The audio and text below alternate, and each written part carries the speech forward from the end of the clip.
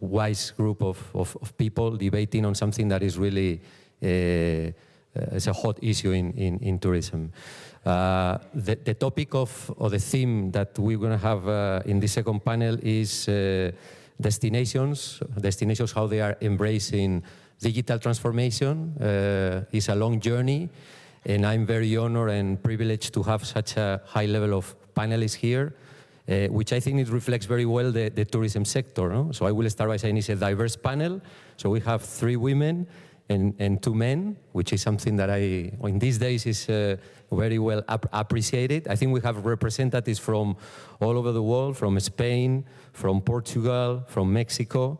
So it's an international and global representation.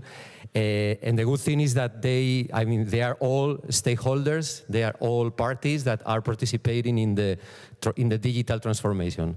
So the idea today, the objective, I think first is to, as we were saying, enjoy and have fun, and hopefully to make the audience to also enjoy and engage with us whilst we learn a little bit about how they are interacting among themselves in enabling, in embracing digital transformation. So let me start with Maria del Mar.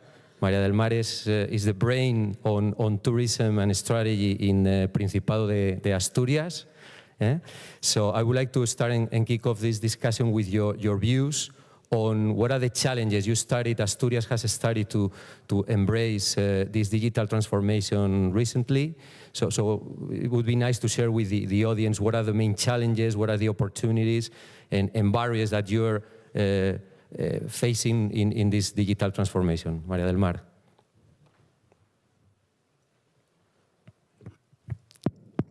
Ready. Bueno, buenos días a todos. Good morning or good afternoon now, everyone. I feel a little bit like a host because I'm going to tell you about tourism in Asturias, and I am Asturian by birth. I would like to say that as tourist destination, we have the brand Asturias Natural Paradise. It's a very well-known brand and very well accepted in our territory as well. Right now, our tourist campaign, the logo, the motto, is "Come back to paradise, Asturias." And you have seen the images and videos of that campaign up in the screens during yesterday and today. The idea, the mindset, is that we need to stop thinking about being in a hurry and stressed out and go back to things that are natural. Go back to our essence, our roots, because tourism in Asturias accounts for some 12% of our GDP. Sorry, 11%, the speaker corrects herself, and 12% of our employment. And because of that, it's definitely a driver for transformation in our region. In a country like Spain, embracing this journey towards digital transformation is not a simple matter. For instance, the St. James's pilgrimage route to Santiago crosses different regions, and tourists don't really mind if they're in Asturias or in Cantabria. So we have to help them with that. Thank you so much, Maria del Mar. And I really enjoyed listening to you about how to better link different destinations. We'll go back to that. Full destination has been nominated #1 city to visit by different magazines, San Miguel de Allende, and I think it's a place that you cannot really miss. But with Sonia, yesterday we were having some discussions on what are the critical pillars, what are the key essentials when starting this journey of digital transformation, and as a destination, the governance. Can you share with the audience, with us, the experience on how governance is making a difference, how you engage with the stakeholders, and why it's so important to have a governance model when starting the digital transformation? Sonia. Gracias, sí. Thank you for that question and for your introduction. And you're very right thinking about the task we have towards digital transformation in destinations with the services that requires. And we're talking about destinations, so we're thinking about tourists and travelers, but we should talk about citizens in general, or people in general. Which are the drivers that we needed to make our decision? Well, there were a number of them. In the case of the city of San Miguel de Allende, one important problem was mobility. There were huge problems with traffic. We started looking at digital solutions and improvements that we could implement. And then the second driver was the tourist destination. In our city, our economy depends very, very heavily on tourism, apart from farming and the industrial sector, true. But the city is very, very much geared towards tourist services. So we needed to very urgently help and solve mobility problems, both thinking of tourists and citizens. That's how we started looking at digital technology, and that led on to other journeys. So when we look for solutions, my feeling is that we should forget a little bit about what's immediate. We should step back, a couple of steps back, and try to see the big picture. And not to fall into the trap of embarking into a digital transformation and forgetting about other things. We should try and involve as many government institutions and departments as possible in that journey, so that we could, true, improve the quality of the tourist destination, but also as a challenge to change the services that were given in our city.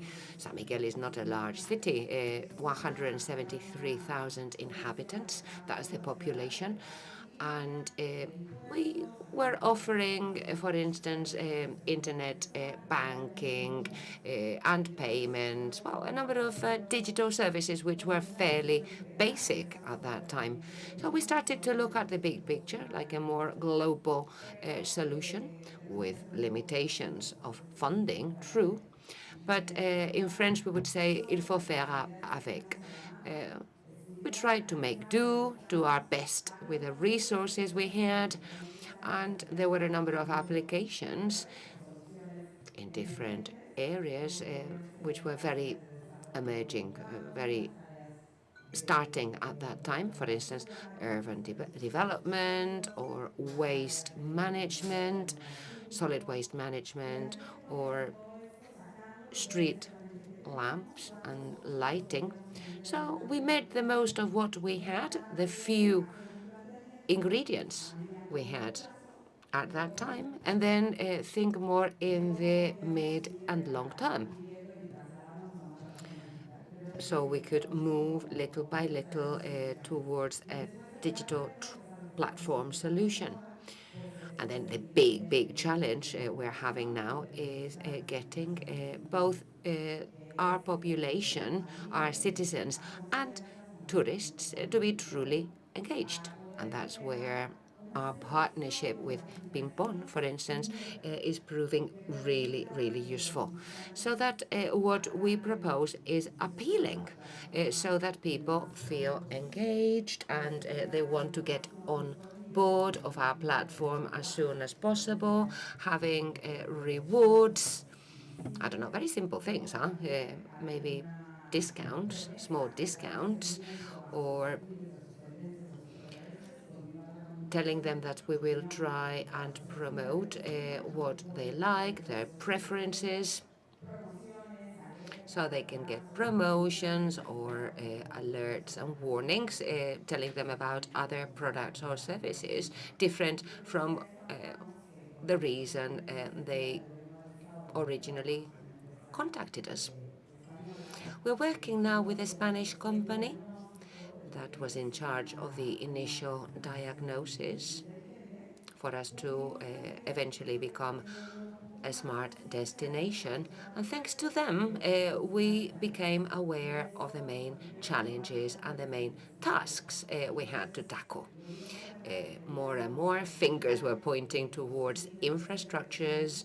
We found that the visitors center would really help, so we could better manage the loads in the city, and having like that one-stop window to showcase the different services that we offer, whether it's digital services for visitors and tourists, but also for engagement with the population, which is really visual. And the citizens, because that's a critical element in this equation. But let's go to Alma. Alma Pineda, she's the CEO of Ping Pong Innovation. So she's one of the voices of innovation. Yesterday, I was lucky to see some of the amazing applications that some stakeholders are using from Ping Pong. So I think it would be interesting to hear from you about, first of all, the engagement with the destinations, how innovation is helping out destinations to embrace the digital transformation. And if you could illustrate that with some examples, would be nice. Bueno, principalmente. To be honest, innovation for smart tourist destinations can be done in lots of different ways. It very much depends on the strategy in the short, mid, and long term in the city. Our company works with technologies, and we want to work with sustainable plans and programs in the long term, because technologies are not particularly cheap. So innovation focusing on smart destinations should first and foremost help decision making, smart decisions, that is. And technology in that sense could mean using an application or using bitcoins.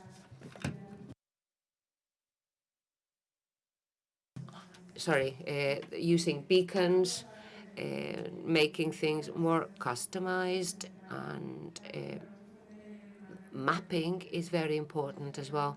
And yesterday, talking to the lady from Google at the cocktail party, we were talking about how super important it is customizing technology to users' needs, and also being very local in what we do. So citizens feel that technology really improves their quality of life. The platforms we're working on right now do that, whether it's in mobility or clean energy or accessibility, digital cities, safe cities. We were talking about safety and security yesterday, right? That's really important in any destination. Also, market intelligence and providing meaningful experiences. All of those can be tackled technologically, but remembering that technologies tend to have a very short life. We need to renew ourselves all the time. So companies should work with local institutions and local citizens' committees. So what we do is for the long term. To be honest, I was just thinking, why on earth am I talking to you in English? I mean, we're Spanish speakers here. Right, now it's César Romera's turn. He is director for IBM, I believe, in Europe, right? Director of New Business Development for IBM South Europe. Working for IBM with your history as a company and your involvement in tourism for quite some time, how are you working with destinations? What is the appeal for IBM to work to improve digital transformation in destinations? Thank you so much, Juan, and I want to thank the organizers for giving me this chance to be here and tell you what IBM is doing in this industry, together with my opinion as a IBM staff and as a user as well. Whenever I work in a project, I try to think of myself as a user, what I would find useful, what I would find engaging and inspiring.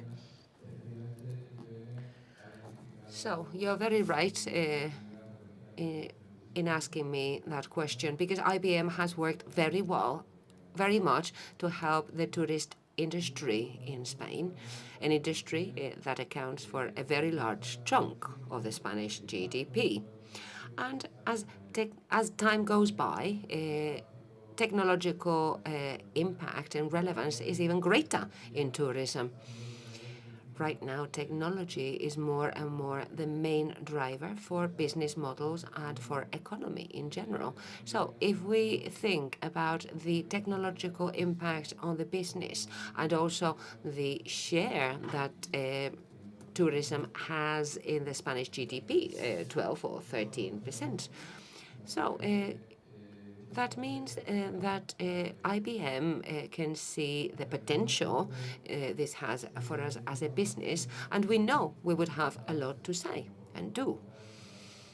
So I think just to give you an idea of what we're doing, maybe I can give you some examples with case studies and success stories.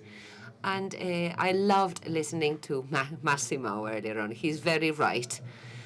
Sometimes we just get too complex, right? When we think about why people select a particular destination, and we forget about the basics, which is surprise, interest, and fun.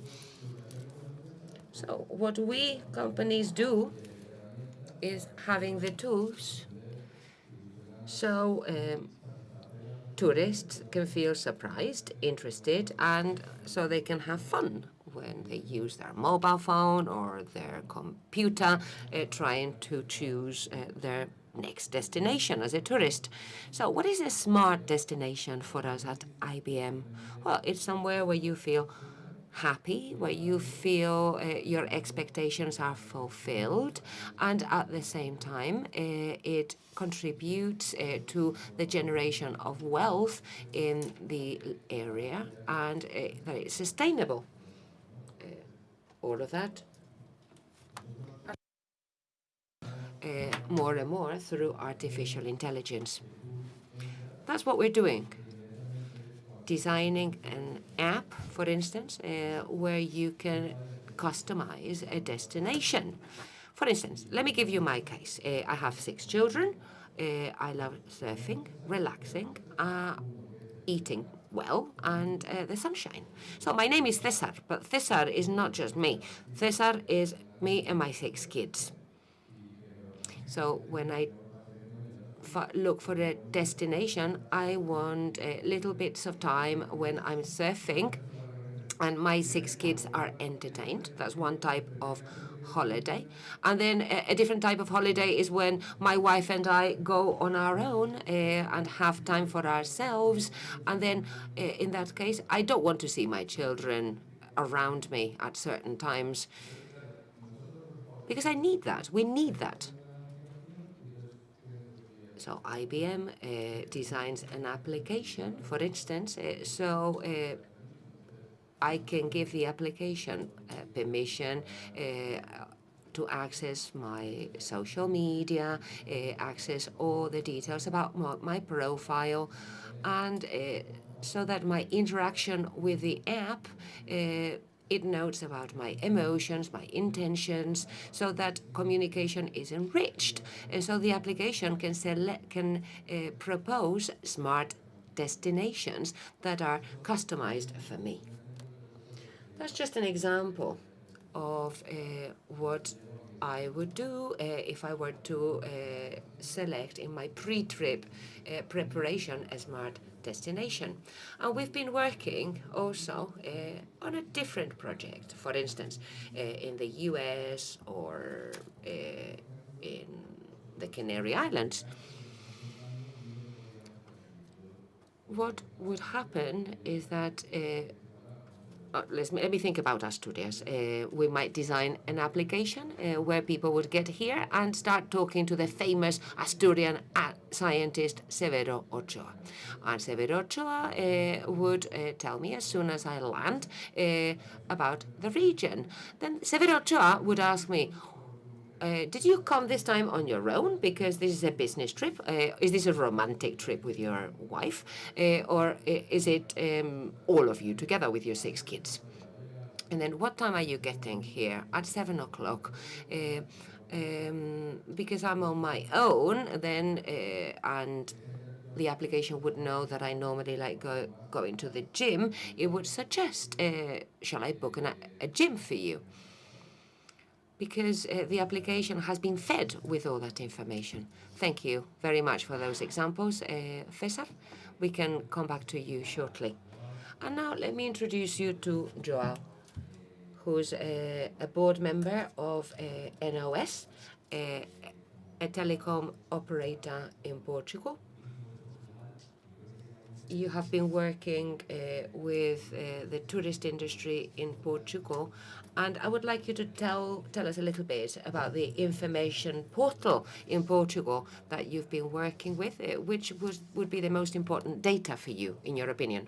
To ask I can me do the it in question English. in Portuguese, but anyway, I think I got it.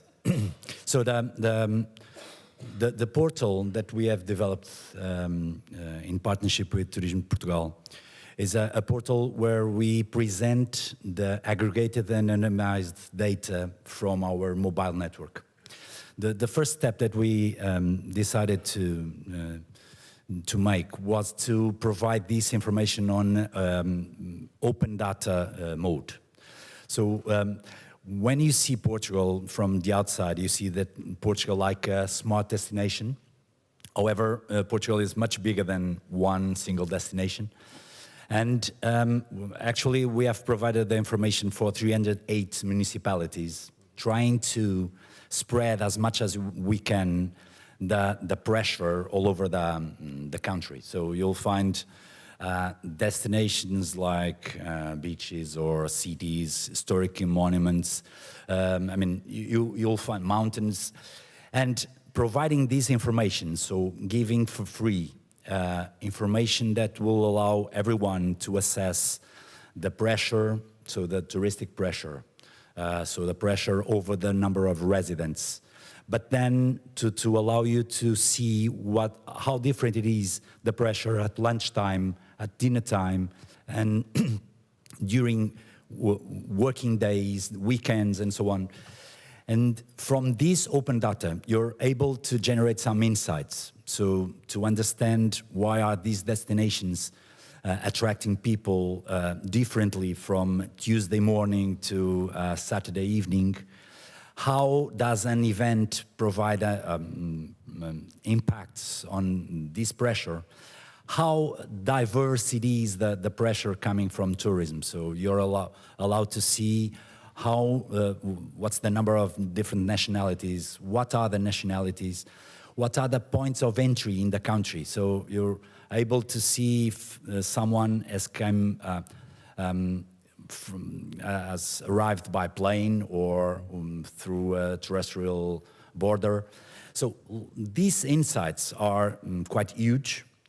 But we realize that without someone, an entity that understands quite deeply the business and has all the challenges, we're not able to extract the value that we believe is in. So how do you cover that gap? Because I think you're touching a very critical point in how to engage with other companies that understand the business, the destinations, the technology, the travel companies, to precisely respond to, for me, there's two things. One is, what is the object? What are you trying to achieve? The technology in itself is a way to achieve an objective, no? A business objective or a public objective. So how do you engage, and what are the other participants in this ecosystem? So answering firstly the last question. Okay. We have decided to do this because I believe that we are losing time. So everyone is losing time. Because everyone is listening to the technological players saying, oh, the big data is coming, and there's a lot of opportunity and potential. But people don't realize that information is already available. And you cannot transform, you cannot create a smart destination, you cannot manage what you cannot measure. And the information is already available. So it is time for people to realize that if you don't absorb the information that you have, you're just managing based on gut feelings and qualitative approaches to the challenges.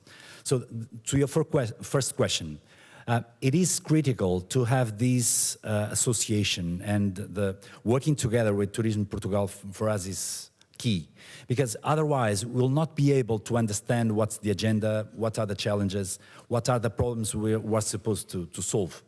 So we believe that, and actually we have another project that includes a university, so bringing examples, so the data science for social good, that's a network of academic institutions all over the world, and is bringing attention to bringing the analytics on top of data and trying to solve specific problems. So we're working together with Tourism Portugal and university again, because we believe that has to be this sort of combination to solve the problems, and it's not a question about technology, it's about people. Okay, thanks. I would like to go back to the point on engagement with the traveler and or the citizen in the smart cities or smart destinations. And I would like to ask any of you now and to open a debate on why the traveler. I mean, everyone is talking, we are all saying that the traveler is empowered by new technologies and the traveler is the new, but in reality, how are you using the traveler, or how are you working with the traveler, with all of us, with the consumer and the citizen, and what role do they play in their digital transformation? Maybe Sonia or María del Mar. Sonia, okay. So could we, another way to address the question is, could you embrace digital transformation or enabling smart destination without the traveler? Bueno, en esta era sí. Right now, yes. I think there are different drivers, as we said, not just for smart destinations, but also for smart cities. And there are cities where they have a different calling, but cities as ours that revolve around tourism. And all those cities, well, we all have some kind of tourism, maybe not identified as a recreational tourism, but someone comes and sells something, someone works with part of the industry that it's there. So we have people traveling around and somehow being tourists of some kind. So I believe that embedding information, because when we develop a platform, a digital platform, we get information from the traveler and from the destination perspective or how they've moved around the city. And so what they're looking for, what they find, what they like, that is valuable information for decision making. And so it's a question open to all of you. How can you attract them? How can we incentivize travelers? So how can we get them to share information? How can they get them to use the technology? How do you incentivize them? Is there an interaction? Because otherwise the tourist or the traveler might just pay a visit and that's it. What about you, María del Mar? How do you do it in Asturias? Well, basically, that's the purpose for our digital strategy for digital marketing. So it is not just physical interaction in the territory for us anymore. Actually, it's interacting in all elements that are part of the digital strategy on the website or social media as well. For us, interaction between tourists and ourselves, that means the destination, is all about sharing their own life story. That's the basis of our strategy. That is, sharing the life story of everyone who visits us, whether in person or in the flesh or online, and that's what we find is paramount. Cesar? Yes, I think I somehow replied it already. I feel it's important that the tourists understand that using technology will make their life easier, and they will find simple, useful, fun applications. And instead of wasting time waiting for someone or someone to pick up the phone, they can use the technology. So what kind of data from tourists, travelers, citizens, referring to smart city here, what do you think is critical? What are you focusing on when gathering data so that it will help for the decision making, so that the destination is all the more attractive, and so that you get more tourists and get tourists spend more money? What's the piece of data here? Which I find is basic for our audience. We cannot have access to every piece of data, right? So what would be the holy grail for data? But, how can a destination work for attracting people? And that's one key issue. And the brilliant last presentation, we have seen that tourists are like people, right?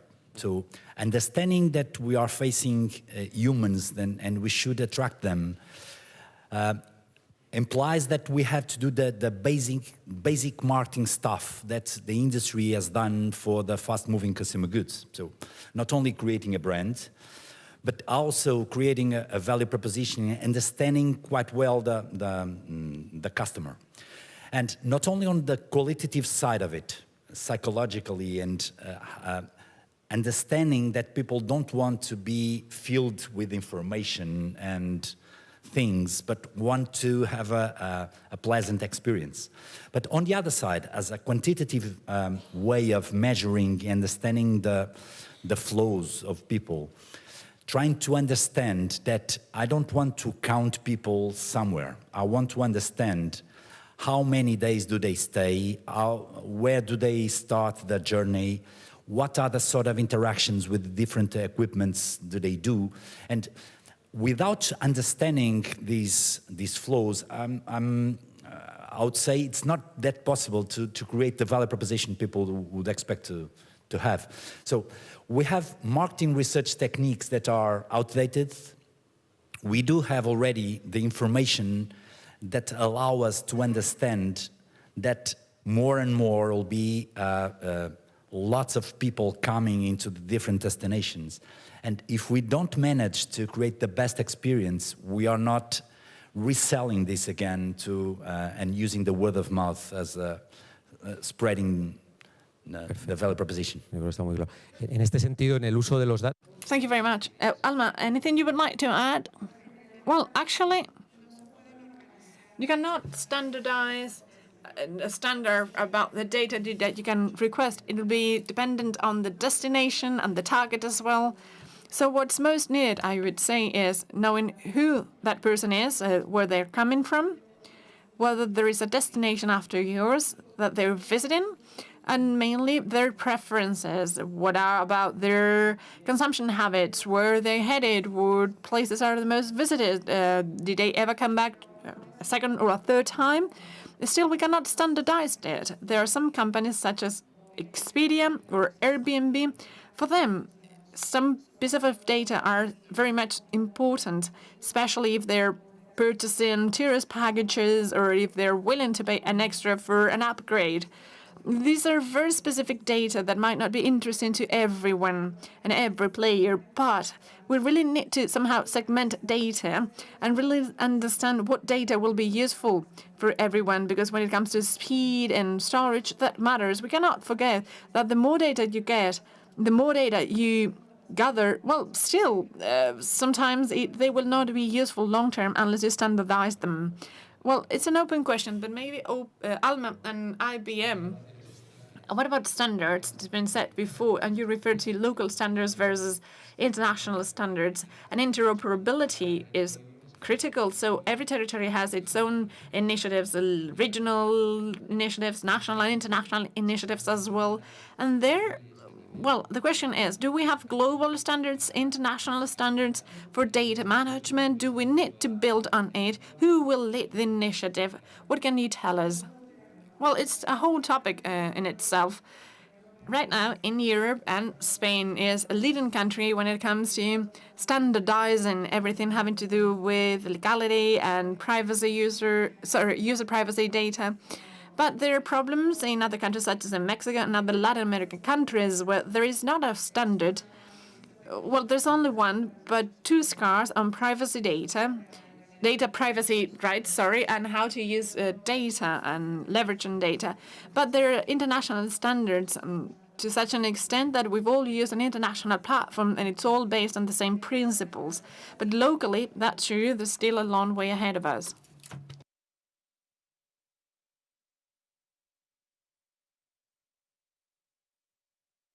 So I'll speak Spanish since we are in Spain. When we work together with city councils in Portugal, what we've seen is we can have Wi-Fi networks or hotspots to have connectivity downtown, but then information is, as far as we know, is not managed. Information that it's somehow constrained to the hotspot. So we should have a larger standard and have the cell phone network that covers the whole country, and where you can see how domestic mobility matters as much as local mobility around the destination. So maybe investing in a Wi-Fi network in order to produce data makes no sense or not much sense when for the whole country. And internationally, we already have a standard, which is the smartphone standard, which will give you a chance to gather spatial flows of people. This is a good example on how a global standard should be used. Well, our solution is quite straightforward. Actually, we somehow envisioned this kind of problems, and we thought that the way to help clients is that data are always owned by the client. It's 100% client property. We manage it, but we never own the data. That's our point of view. In that regard, you somehow mentioned it, Alma, but especially in Europe, somehow I think this is spreading. Actually, yesterday I read an article on how GDPR has been exported. Data privacy regulation has been exported elsewhere. Do you think this is a barrier? This is an opportunity? Do you think that would be part of the ecosystem that needs to be managed? Because in any case, it is the hot topic now, so how would you interpret it? Well, what happens is we really need to understand that every smart destination, at the end of the day, can be summarized as citizen services or services for human beings. So you need to know what they want. You need to know what they're doing. You need to know what they are using and how much they're spending and why. Not everyone, at least where we come from, are that open. And all of the sudden can be rejected if you don't know how to handle it as a government or a private company. You need to ensure there is a benefit in return. We actually have not gone deeper into it, but people is not just all about offers. It's experience. That's what we're selling. We're selling experiences. And so I gathered your data true, and I give you a better experience. And if that's a guarantee, I think it will make it easier for everyone to transition. And, well, it sounds like music to my ears, but is there lyrics to it? Real examples? What about you, Alma? Well, usually platforms are way too much focused on benefiting the tourism sector, but from a macroeconomic point of view, the platform itself, it is also good for the local economy. How would that be? Well, if you send push notifications, do you realize that the smart destination is self-sustainable because you are somehow strengthening the residents, you are promoting them. And this is a good example that is good for you, not just as a user, but you as a resident. I'm helping you, and we see that the quality of life and the quality of services is going up as well as a result. We referred to governance model before, which is actually a cooperation-based model. We at Amadeus have our own experience, and it's been said, how can we how can we have an effective cooperation model, contribution model, and how to make it effective, how to enforce it? And Marimar, you refer to you're connecting to other destinations, so you would have a journey where you have content through, which is also transferred to the digital world. So you need to digitize it. How do you cooperate with other destinations and other players, such as the private sector? We talk about the PPP all the time, public-private partnerships or collaboration. So in the real world, how are you making it happen? What's the model you would like to have? Well, we work with cooperation models from the approach of the public administration. We have those partnerships that are articulated through agreements with other regions and provinces.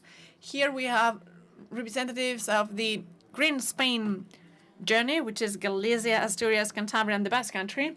And with that model, we work on tourism promotion and different features, not just for the region, but also for the whole of Europe, where we have other cooperation tools with other European regions, by means of which we can move forward when it comes to promotion and marketing of tourism.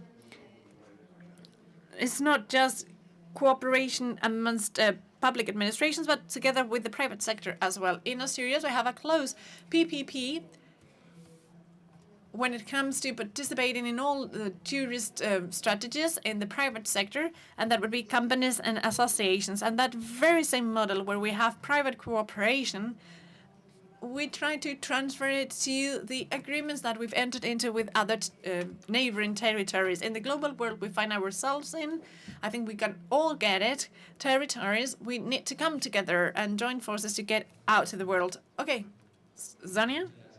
I would like to listen to the private sector and see if they agree and if they're happy.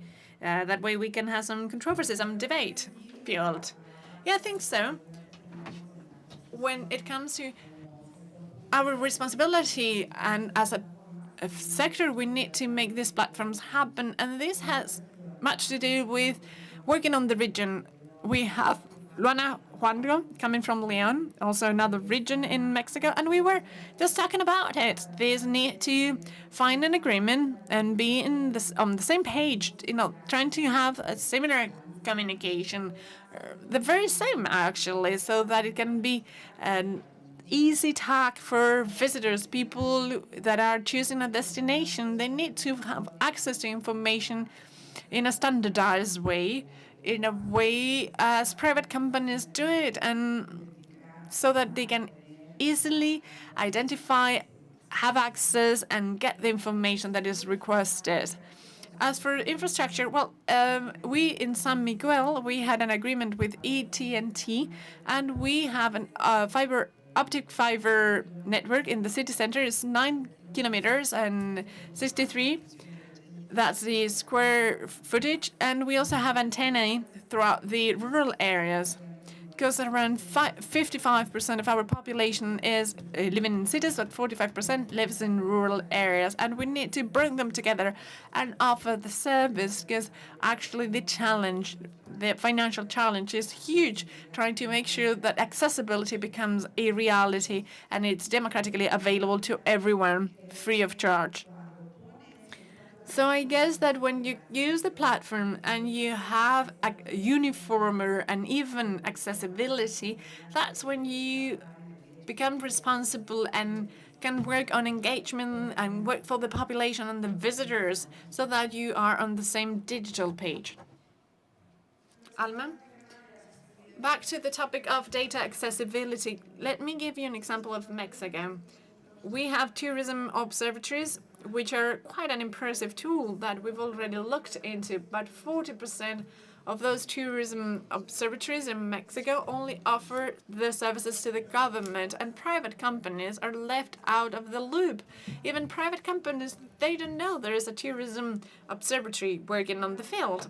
This idea of open data that you mentioned before, it is impressive, and this is so very important. If, at the end of the day, don't share the information, if we don't make it available for the private sector, the government is doing nothing. And why is that? Because we need to work together so that the management of every project for smart destinations are used long term. Otherwise, we could not get there. We can never get there unless we migrate to open data. And open data will help the citizen understand government transparency. It is a topic that maybe Cesar or you have experience and you can talk about it. Well, I can give you our own experience. You asked about PPPs or third-party alliances.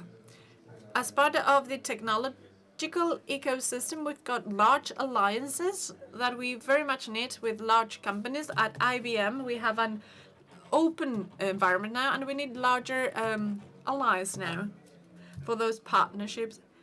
We have Apple, Amadeus will happen in the future probably, and there's no problem there, and that's great. For the public sector, we have very interesting experiences with smart cities, or smarter cities rather, with very good beneficial win-win projects.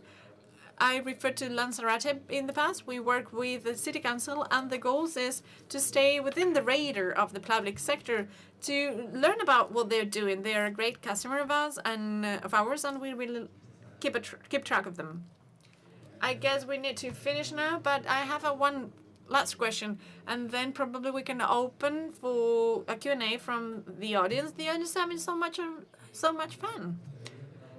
I think I should have started here, but I waited till the end. Still, it's very important. It's a quick question, so quick answers are very much needed. Why is why?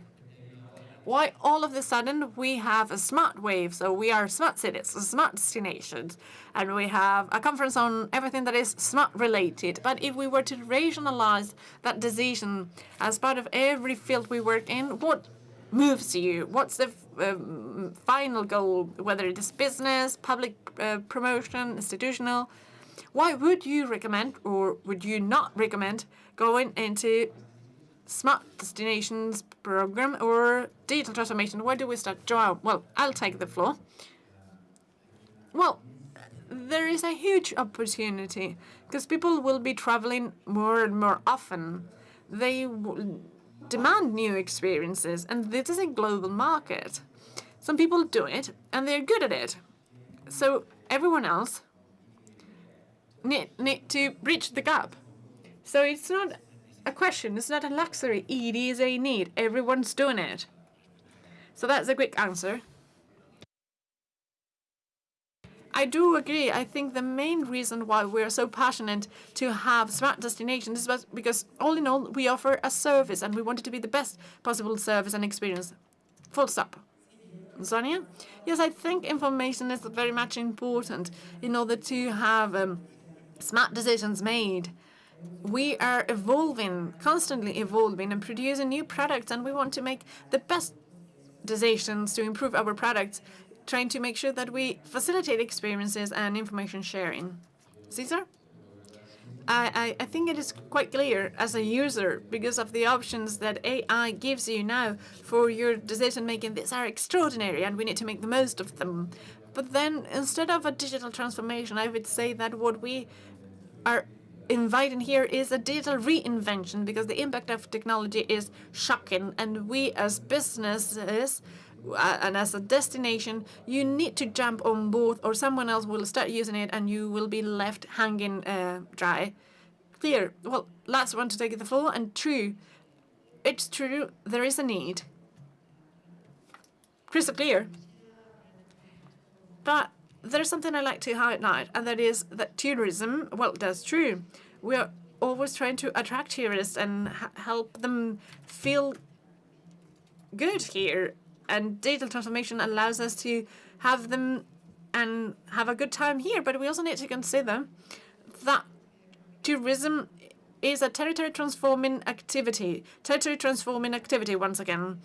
And so with all the needs that we've discussed and have been highlighted here, I insist where I started, that is territorial sustainability where the economic activity is developed.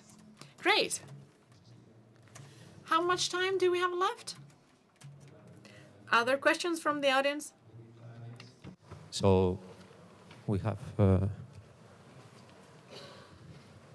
Well, good afternoon. Actually, it's not a question, it's more adding something to our partner, João Ricardo Moreira from NOS. Turismo Portugal is working with NOS for some years. And basically, we see on big data a challenge. We are all destination managers, but we need to learn a lot about new sources of data. Everyone's talking about new sources of data, The only way that we believe we can progress on that is testing. So we have fortunate to work with NOS and also with Nova Business School of Economics to actually learn about what's the data available, what can we do with it, and NOS launched a very comprehensive portal with information for municipalities, because we need to teach municipalities to deal with the challenges that we have had. And we are also using mobile data to study the pressure of tourism, because everyone's talking about over-tourism, but most of the discussion on over-tourism is not based on data. It's based on, I believe, I see.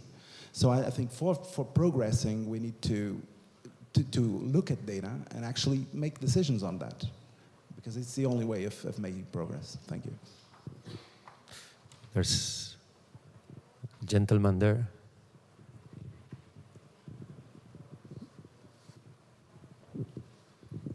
Hi, Ed Robertson, Roots News. I was just wondering if you see a role for airports playing in this, going towards digital transformation, and if so, how can they help destinations better understand their customer base and how to attract more? Anyone? I can address it. But I'm the moderator. The role of el rol de los aeropuertos in the digital transformation. Yes, the role of airports in digital transformation. Alma, you have something to say?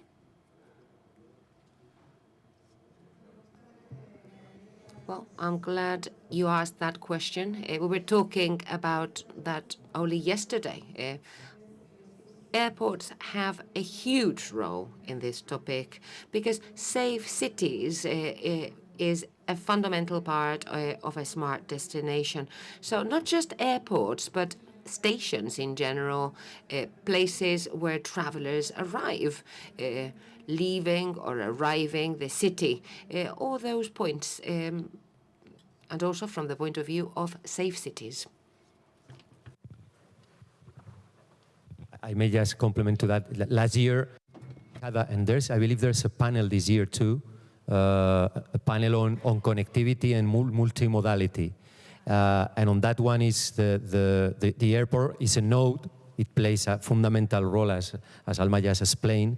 So there we sat down and discussed precisely a similar discussion on how to enable a seamless multimodal trip, which will trigger a number of activities, which will generate data.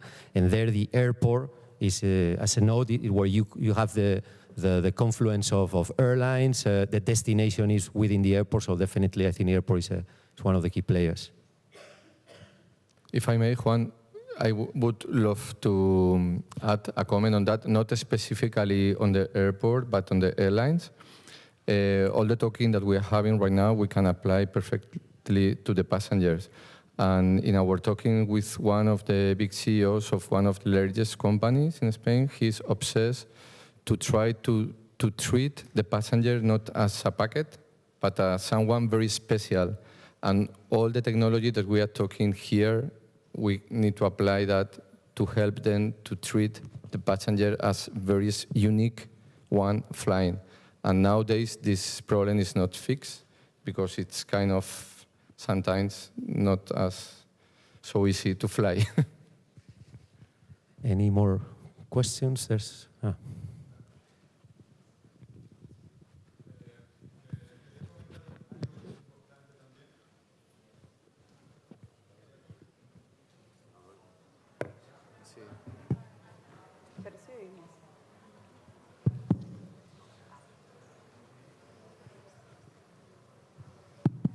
Hola. Bien. Quería comentar también. Well, I have a comment. I was thinking about interoperability that came up a little bit during the debate. I wanted to say that we really need ontologies to describe places and areas And I will go back to Massimo's ideas earlier on. My personal research is semantics and ontologies, so we can describe knowledge. For instance, how can we describe a place in Mexico with a very, very different description without a standard compared to the description of a place, a particular place in Spain? I'm an IT expert by training, and there's a lot of knowledge in ontology, but people don't seem to realize, and people want to go more for a local description. So why is it that people don't use it? Because every country has their own group of engineers developing their own standard that's supposedly more customized for that area. And it's a shame not to use international standards. I totally agree with your point. And my point would be, what can we do so that we can promote that happening internationally, globally? Any ideas? Well, and somebody else is just reminding me here, which is true. At the weekend, I was a member. I participated in the hackathon, and we actually won it. We used semantics and ontological terminology to describe rural areas in Latin America.